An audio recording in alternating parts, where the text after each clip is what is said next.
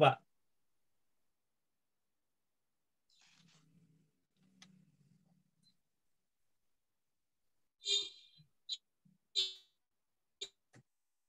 Kasih, Pak. Oke, ya sama-sama. Kita mulai Pak Rahmat. Iya, Pak. Eh, Pak Rahmat sudah berapa lama mengajar? Pertama ngajar tahun 2008, Pak. Oh gitu. Berarti sudah 2008 ini kan, ini 2022. Oh sudah lewat pertengahan. Jadi banyak sekali pengalamannya. Oke, selama Pak Rahmat itu mengajar, tentu banyak kendala atau banyak masalah yang ditemui Iya, di Pak. sekolah. Ya, baik di proses pembelajaran maupun di luar lingkungan sekolah. Asik kita fokus kepada pembelajaran. Masalah-masalah itu banyak, tapi sebelum saya masuk ke situ, masih ingat ke Pak Rahmat, apa itu masalah sebetulnya? Masalah itu yang terjadi, Masalah itu apa sebetulnya? masalah yang terjadi pada saat kita melakukan proses pelajaran, Pak. Oh, pada saat proses pembelajaran. Iya. Apakah masalah itu perlu dijawab atau tidak? Perlu, Dijawab Pak. atau diselesaikan atau tidak? Perlu, Pak, diselesaikan, Pak. Perlu. Oke, kita. Oh ya. Bagaimana Anda bisa mengidentifikasi masalah-masalah yang ada di sekolah, di tempat pembelajarannya? Bagaimana cara Anda untuk mengidentifikasi masalah-masalah itu? Dengan cara mencari, mengekspor, Pak, apa masalah-masalah itu yang terjadi, kita eksplor, kemudian yang kita mau selesaikan gitu.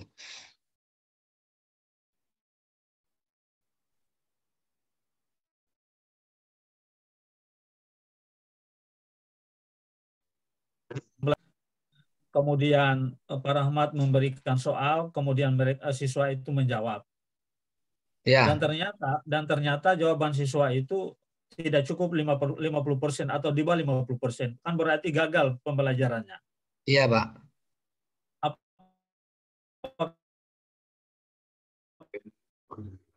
Apakah masalah itu Bagaimana, Pak? dalam pembelajaran itu kan biasanya nilainya siswa itu rendah. Ya. Nilai siswanya itu rendah. Nah, pertanyaannya adalah yang mengakibatkan nilai siswanya itu rendah, apakah karena gurunya tidak menguasai materi atau karena muridnya tidak belajar? Kurang minat siswa, Pak, dalam pelajaran itu, Pak. Oh, kurang. Kenapa dia kurang? Kurang karena mungkin dianggap sulit pelajaran itu dan mungkin dari gurunya kurang kreatif atau inovatif untuk dalam penggunaan media pembelajarannya, Pak. Oke, kalau misalnya Anda sendiri yang mengajar, Ya, kan nilainya siswa itu rendah. Kira-kira yang kurang, apakah termasuk kesalahan Pak Rahmat itu atau hanya kesalahan murid? dua-duanya, Pak. Yang pertama, Keduanya. yang pertama muridnya itu kurang termotivasi dari dalam materi itu dan dari sayanya saya akui, Pak, kurang dalam menggunakan media pembelajarannya, Pak. Kurang menggunakan media. Kalau materi kuasai atau enggak? Insya Allah dikuasai, Pak. Insya Allah ya. Yang selama ini, yang selama mengajar, rata-rata kuasai materi atau sekali-sekali juga materinya belum dikuasai? Alhamdulillah, Pak, selama ini saya kuasai, Pak. Oh, bagus kalau begitu. Oke. Eh, masalah itu banyak sekali. Kita pindah pada nomor berikutnya, kemampuan eksplorasi penyebab masalah. Bagaimana Anda mengeksplorasi penyebab masalah itu di dalam pembelajaran ini ya? Bagaimana Ya, Anda dengan dapat cara mengeksplorasi? ya menganalisis, Pak. Kita analisis eksplorasi masalah tersebut dengan cara eh, mencari kajian literatur, kemudian wawancara dengan rekan sejawat dan kepala sekolah, Pak. Apa yang kau tanyakan sama rekan sejawat? Ya, pertanyaan-pertanyaan tentang pembelajaran itu, Pak. Misalnya bagaimana misalnya kalau istilahnya itu kita Contohnya, ya bertanya dengan teman sejawat, Pak. ya iya, apa yang kau tanyakan? Ya Yang kamu masalah tanya kita itu apa? tentang pembelajaran itu Pak, bagaimana caranya supaya kita eh, dalam pembelajaran itu lebih menarik siswanya itu Pak. Nah, terus jawabnya gimana? Eh, Jawaban dari rekan itu katanya ya gunakan media pembelajaran yang lebih inovatif, katanya gunakanlah PBL katanya itu eh, bisa memancing motivasi siswa gitu. Seperti apa PBL-nya? PBL yang kau Dengan maksud? menggunakan media dan bahan ajar melalui tayangan gambar dan video Pak, melalui PPT. Hmm. Jadi siswa itu lebih tertarik Kau, kau masih ingat kah apa poin-poinnya PBL itu? pembelajaran PBL Pak. Ya, masih ingat? Yang Eh, pertama apa? Ada berapa tahap kah itu atau berapa langkah? Kalau paham ya. Bagaimana Pak? Oke, jadi dalam mengajar, ya kita pindah soalnya PBL itu ada 5 langkah Pak. setelah Anda mau, ya kita Halo, Pak. pindah soalnya. Oh ya, bisa dengarkah suara saya? Bisa? Bisa Pak, bisa Pak. Oh ya ya. Oke. Eh, Anda untuk mengetahui penyebab masalah itu kan banyak hal yang Anda lakukan ya, Ya. dengan bertanya kepada teman, kepada pengawas dan seperti Anda katakan tadi, dan membaca literatur. Setelah Anda misalnya membaca buku, apa yang kamu dapatkan di situ? Membaca buku dari analisis itu Pak ya. Ya, dari untuk mengeksplorasi penyebab tadi itu. Setelah Anda baca buku, bagaimana? Ya, kita bisa menentukan untuk masalah apa? Penentuan penyebab Bukan, masalah. bukan, bukan, bukan. Maksudnya setelah Anda baca buku itu, apa yang kamu dapat? Ya, ilmu-ilmu tentang penyelesaian masalah tersebut, Pak. Seperti apa? Ya, misalnya dengan cara menyelesaikan masalah dengan cara penggunaan metode PBL gitu.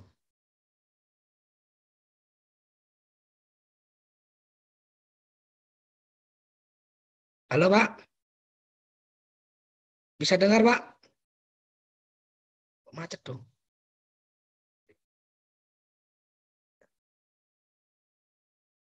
Halo, Pak.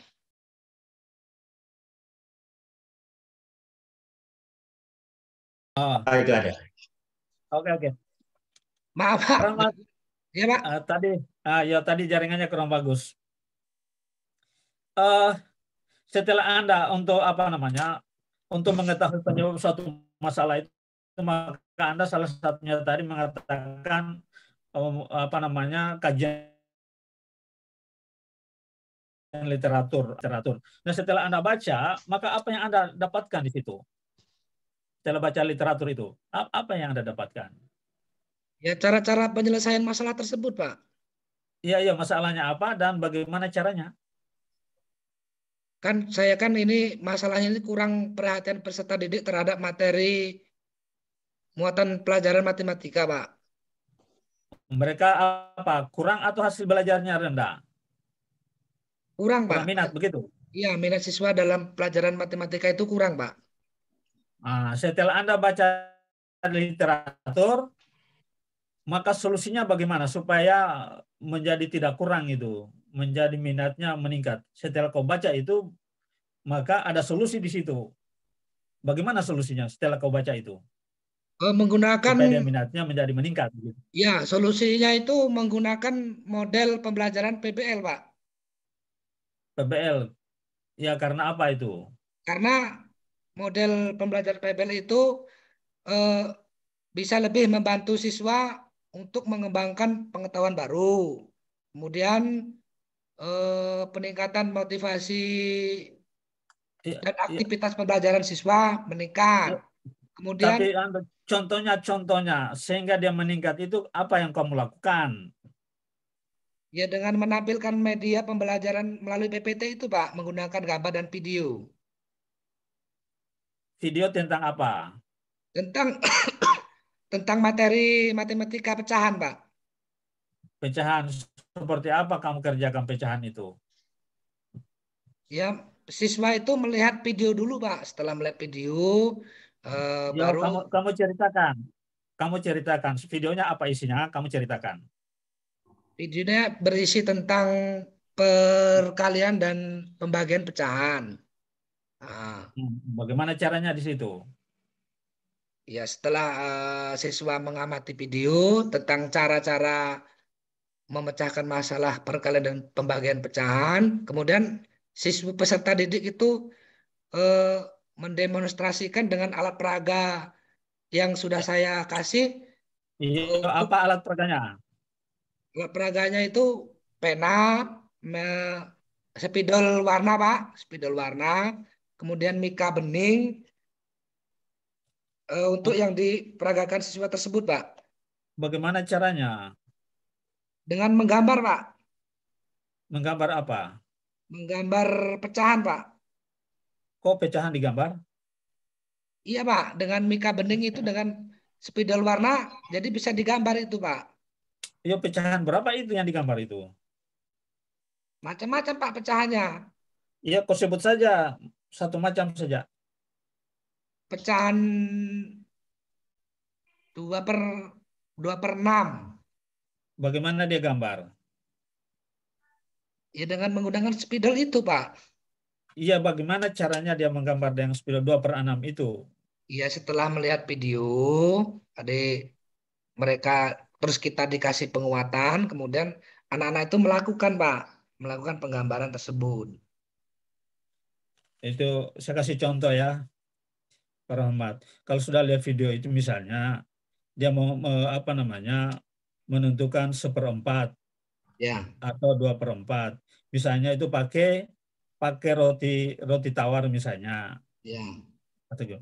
Maka itu dibagi dibagi 4 kalau misalnya 1/4. Begitu cara menjelaskannya. Oh iya Pak. Ya. Oke, saya pindah ke soal yang lain.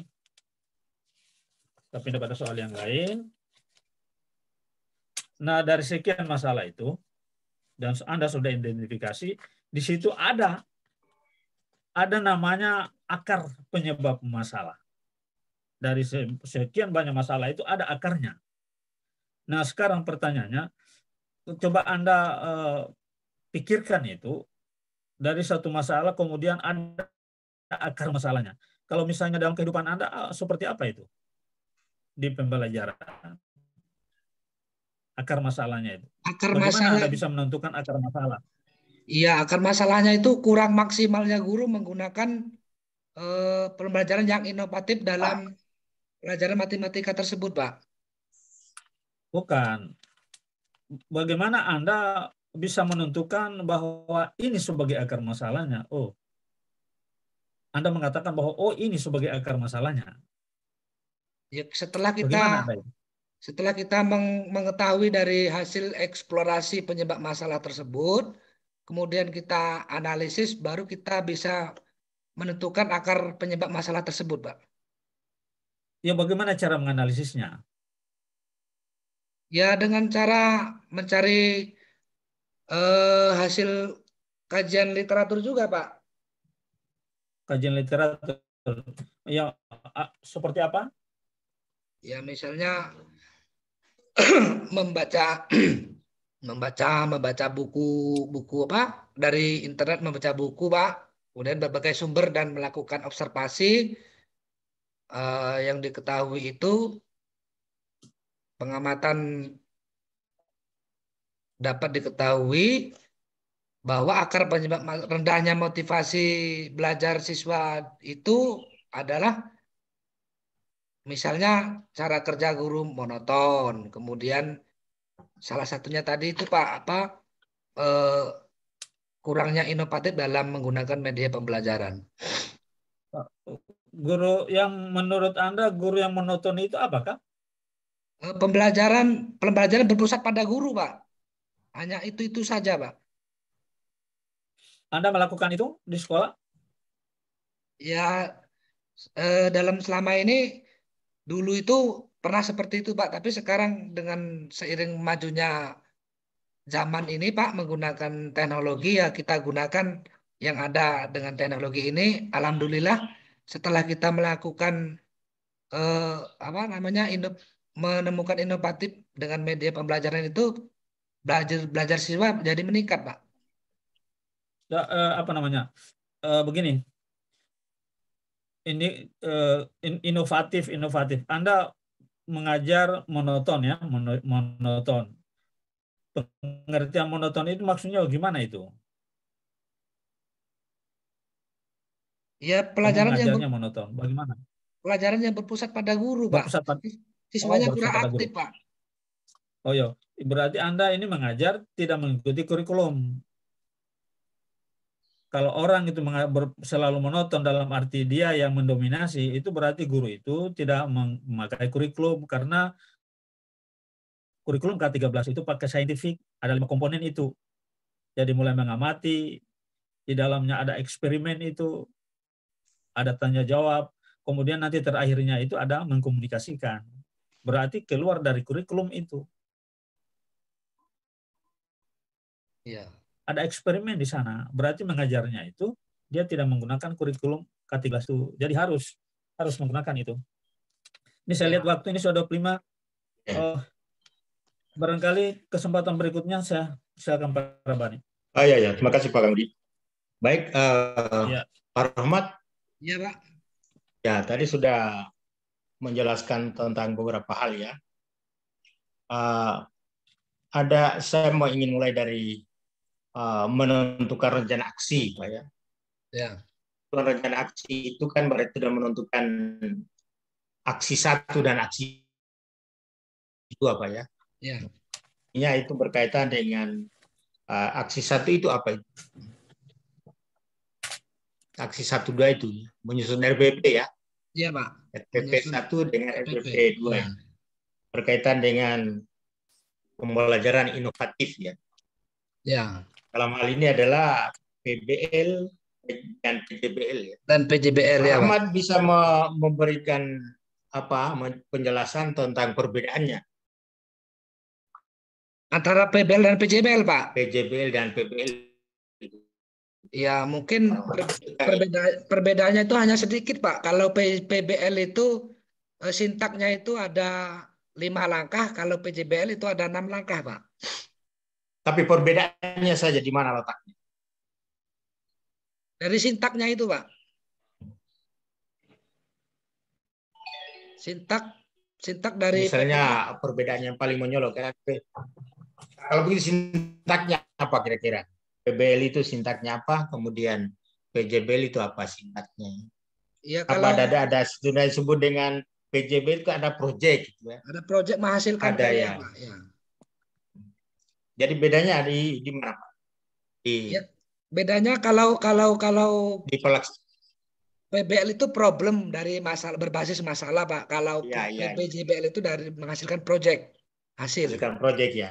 Di aksi-aksi yang Bapak ambil itu ada nggak yang hasilnya itu PJBL? Maksudnya membuat PJBL, Pak ya? Di sini saya mengambil yang PBL, Pak. PBL saja ya. PJBL. Tapi kalau misalnya Bapak mengambil PJBL ya, berarti kan berkaitan dengan proyek ya. Ya. Oke, kalau begitu. Selanjutnya kan Pak Rahmat menyusun RPP ya sebagai aksi dia sebut dengan ya. Dalam RPP itu kan disebut dengan KD, kompetensi dasar, indikator, dan tujuan. Adakah kaitan 4 komponen itu, Pak Rahmat? Menurut Pak Rahmat? Bagaimana, Pak? Menyusun RPP itu kan ada beberapa komponen ya. Komponennya itu antara lain adalah kompetensi dasar, indikator, dengan tujuan. Ya. Pak Rahmat? Maaf, putus-putus. Kompetensi dasar, indikator, dengan tujuan. Tapi suaranya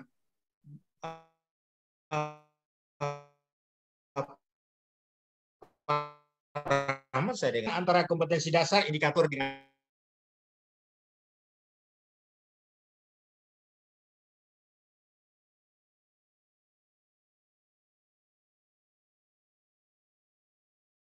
Allah.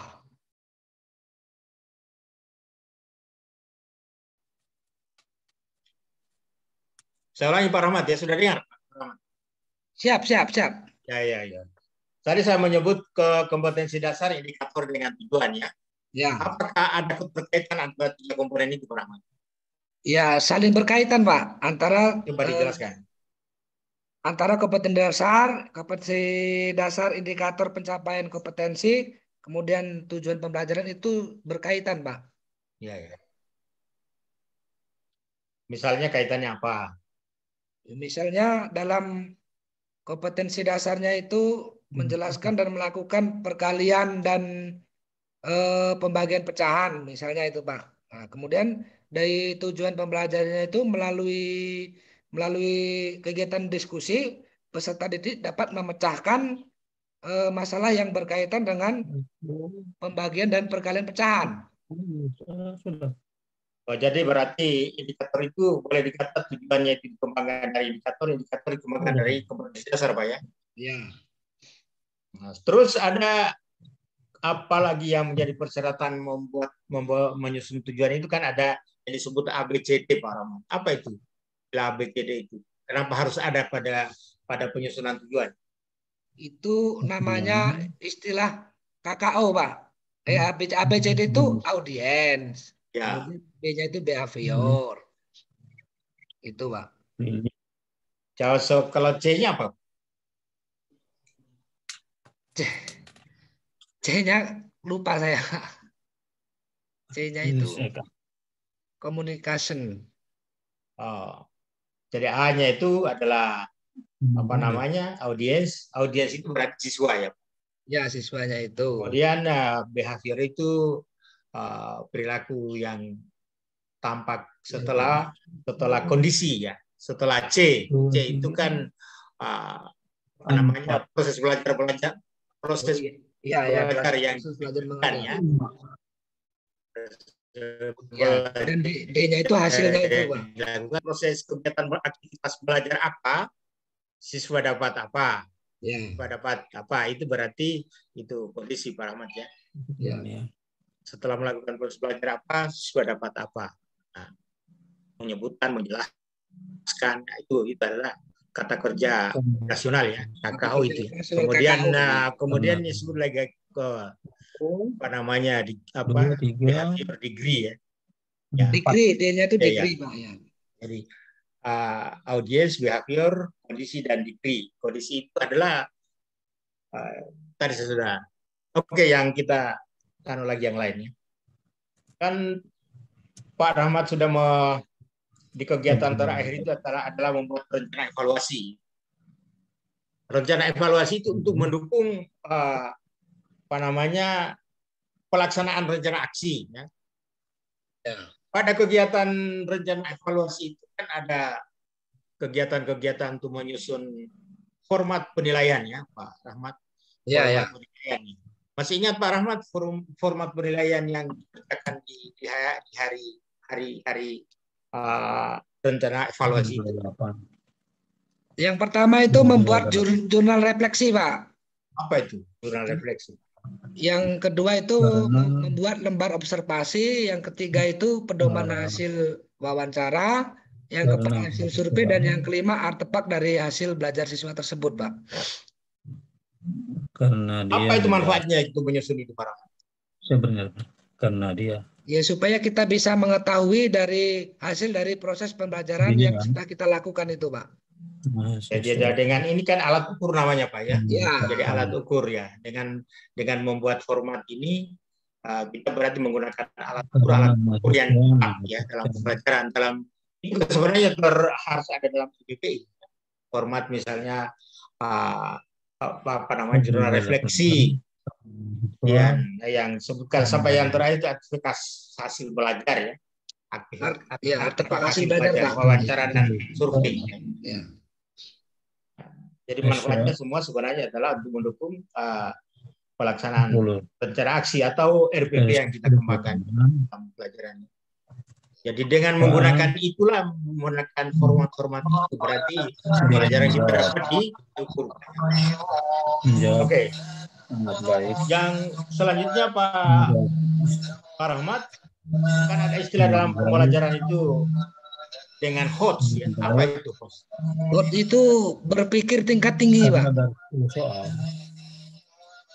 Berpikir tingkat tinggi ya.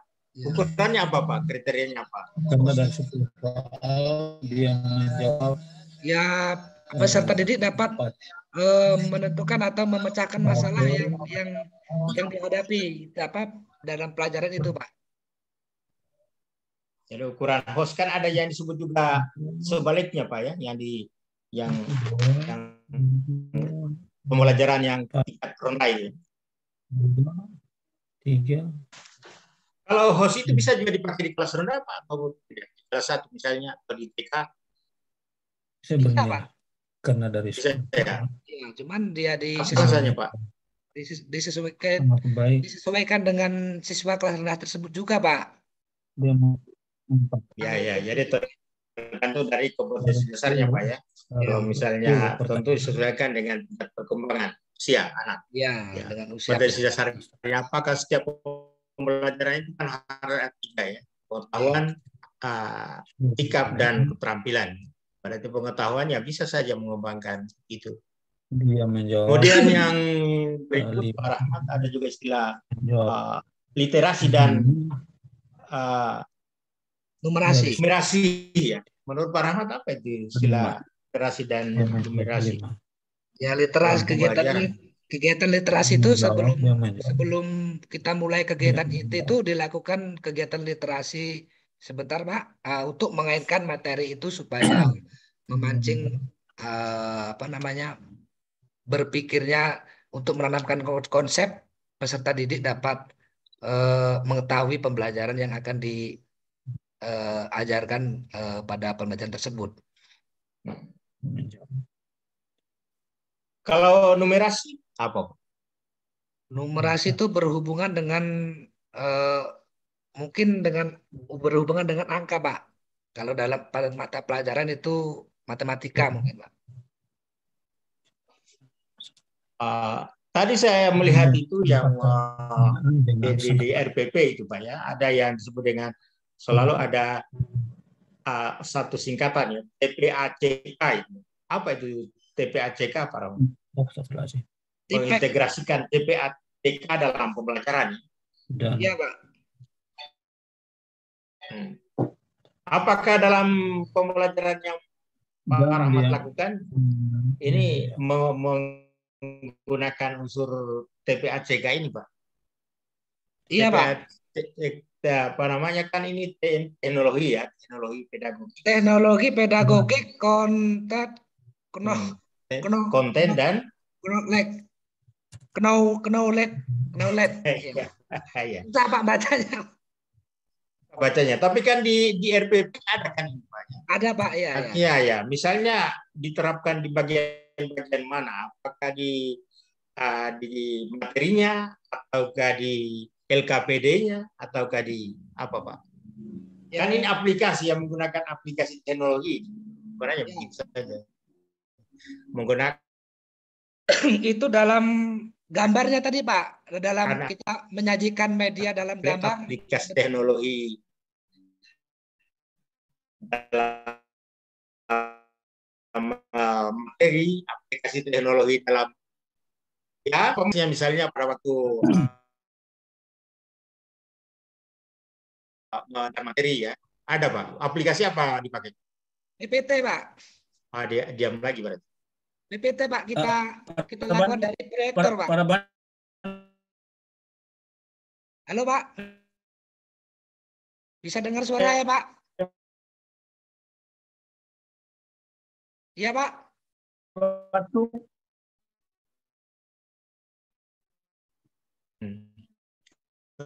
Oh iya. Oh iya Pak Rahmat, karena sudah cukup waktunya ya. Iya. Ya, sudah cukup, sudah selesai. Jadi Pak, silakan keluar kita bicarakan ini. Oke, makasih Pak. Terima Ya, kasih oke. Pak Rahmani dan Oke. Pak Nedi. Terima kasih Pak. Ya. Iya, sama-sama.